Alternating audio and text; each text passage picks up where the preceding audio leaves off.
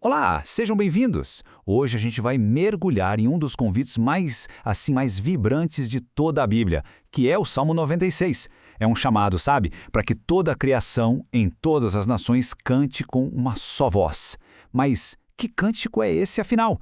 E o que ele nos mostra sobre o Deus para quem a gente canta? Pois é, o Salmo já começa com essa ordem bem intrigante. Cantem ao Senhor um cântico novo. Tá, mas o que isso quer dizer exatamente? Será que é para a gente inventar músicas novas o tempo todo e esquecer os hinos antigos? O que faz um cântico ser novo de verdade? É isso que a gente vai descobrir juntos. Bom, para a gente entender de verdade esse comando de cantar um cântico novo, a gente precisa meio que voltar no tempo, sabe? Até o momento exato em que essa música foi cantada pela primeira vez. O cenário original dela diz muito sobre o seu significado. Olha, pode tirar da cabeça aquela imagem de um culto super sério, silencioso. O dia em que o Salmo 96 foi cantado pela primeira vez foi o oposto disso. Foi uma verdadeira explosão de som, de cor, de movimento. A energia ali era contagiante. Então a gente vê esse salmo pela primeira vez num momento monumental da história de Israel, que está lá em 1 Crônicas, capítulo 16. O que estava acontecendo? O rei Davi estava trazendo a Arca da Aliança, que era o símbolo da presença de Deus, para a capital, para Jerusalém. E, gente, isso não foi uma cerimônia quietinha, não. Foi uma festa nacional. Imagina só a cena. Trombetas tocando, harpas, liras no volume máximo, e o povo todo, inclusive o próprio rei Davi, cantando e dançando com uma alegria que explodia. Era a celebração da chegada do rei para reinar no meio deles. Ok, então o que significa esse tal de cântico novo? Em hebraico a expressão é Shir Hadash. E a ideia não é jogar fora as canções antigas, de jeito nenhum. A questão é reconhecer que Deus continua agindo. As misericórdias dele não são, peças de museu. Elas se renovam todo santo dia. Então, um cântico novo é a nossa resposta hoje, viva, para essa fidelidade de Deus que não para. Cada nova experiência da graça dele na nossa vida dá motivo para uma nova canção. Tá, mas por que essa festa toda? Por que chamar o mundo inteiro para cantar? O Salmo não deixa a gente sem resposta, não. Ele dá o motivo principal, a base para toda essa adoração tão cheia de vida. A lógica aqui é muito simples, mas, ao mesmo tempo, muito profunda. O tamanho do louvor tem que ser do tamanho daquele que a gente está louvando. E o salmista deixa claro, o Senhor é grande. Logo, ele merece um louvor que também seja grande. Não é só cumprir um ritual, sabe? É uma resposta que simplesmente transborda diante da grandeza dele. E aqui o salmista faz uma coisa simplesmente genial para mostrar o contraste entre Deus e os deuses das outras nações. Ele usa um trocadilho em hebraico. A palavra para Deus é Elohim. Aí, para falar dos ídolos, ele usa uma palavra que soa bem parecida, Elilim. Só que Elilim significa nadas, coisas vazias, nulidades. É uma crítica demolidora. Os deuses dos outros povos não são só piores, eles simplesmente não são nada. E aí o contraste fica gritante, né? De um lado você tem os ídolos, os nadas, ídolos vazios feitos por mãos humanas, sem poder nenhum. Do outro, você tem o Senhor, YHWH, o único Deus de verdade, a realidade por trás de tudo, aquele que fez os céus. No fim das contas, o critério para saber quem é Deus de verdade é um só. Quem criou o universo? A resposta é uma só, e é por isso que a adoração só pode ir para Ele. Partindo dessa verdade fundamental sobre quem é Deus, o Salmo começa a abrir o convite. Essa música não é só para Israel, não. É uma convocação para um coral mundial que vai crescendo e crescendo. Repara só na progressão. Começa com o povo de Deus, Israel, puxando o canto como coro principal. Mas, na mesma hora, a música transborda. O chamado se espalha para todas as famílias dos povos, ou seja, todas as nações do planeta. E não para por aí, não.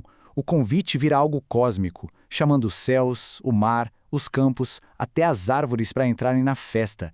A criação inteira é convidada para cantar em harmonia, adorando seu Criador.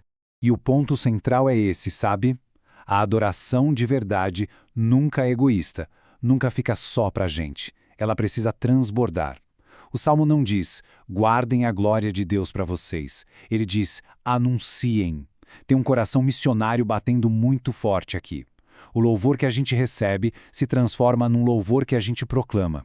E claro, como acontece com toda a Escritura, esse cântico antigo aponta lá na frente para o seu cumprimento mais profundo, que é na pessoa de Jesus Cristo. É como se essa canção encontrasse sua melodia mais clara, mais ressonante, lá no Novo Testamento.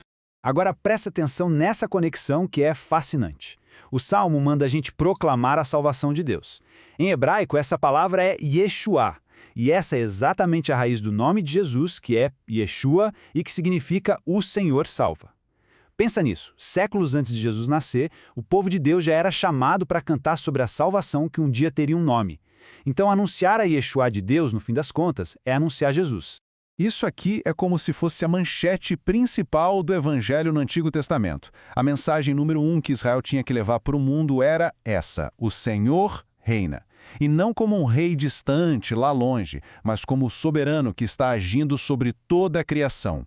E essa proclamação, o Senhor reina, ela se cumpre de forma perfeita na grande confissão da igreja lá no começo: Jesus é o Senhor. É a mesmíssima verdade, só que agora revelada na pessoa do Filho. O reinado de Deus que Davi celebrou é o mesmo reinado que a gente vê em Cristo, que ressuscitou e foi exaltado. O final do Salmo é bem surpreendente, especialmente para a gente hoje em dia. Os céus, a terra, o mar, as árvores, tudo explode de alegria porque Deus vem julgar a terra. Ué, mas por que o julgamento seria motivo de festa?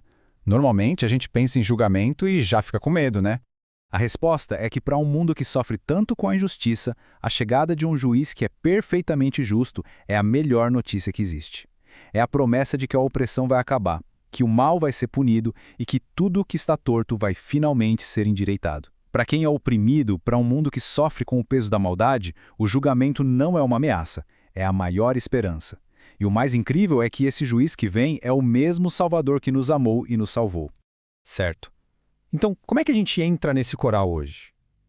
Como é que a gente pega tudo isso que o Salmo ensina e aplica na nossa vida, no nosso dia a dia? O Salmo nos mostra que tem duas formas de louvar. A gente pode cantar para o Senhor, que é a adoração direta, e a gente pode cantar sobre o Senhor, que é o nosso testemunho, a missão. É como num casamento, por exemplo. É ótimo elogiar a pessoa amada diretamente, cara a cara. Mas também é uma forma de honrar essa pessoa quando a gente fala para outros o quanto ela é maravilhosa. As duas coisas são louvor. E tem uma frase que resume isso de um jeito perfeito. O objetivo final não é a missão em si. O objetivo final é a adoração. A missão existe porque a adoração ainda não chegou em todos os lugares. Ou seja, a gente faz missão para que mais e mais pessoas possam entrar nesse grande coral e adorar a Deus. Então, vamos lá. Na prática, o que é cantar um cântico novo hoje? Primeiro, é olhar para os ídolos do nosso tempo, dinheiro, poder, status, e reconhecer que eles são aqueles nadas, coisas vazias. É também anunciar a boa notícia de Jesus, não só com palavras, mas com a nossa vida, todo dia. É apoiar a missão de levar essa canção para lugares que ainda não a ouviram. E por fim, é viver com uma esperança alegre, esperando a volta do Rei, sem medo, e olhando para a beleza da criação como um convite para a gente se juntar a esse canto de louvor. E a gente termina com essa reflexão. A fidelidade de Deus não é uma coisa do passado, lá da época de Davi. Ela se renova a cada manhã, hoje. Sendo assim, qual é a resposta nova, a canção renovada que brota do nosso coração? Que cântico novo, ou seja, que motivo novo para louvar e que oportunidade para anunciar a glória dele, Deus está nos dando para cantar hoje.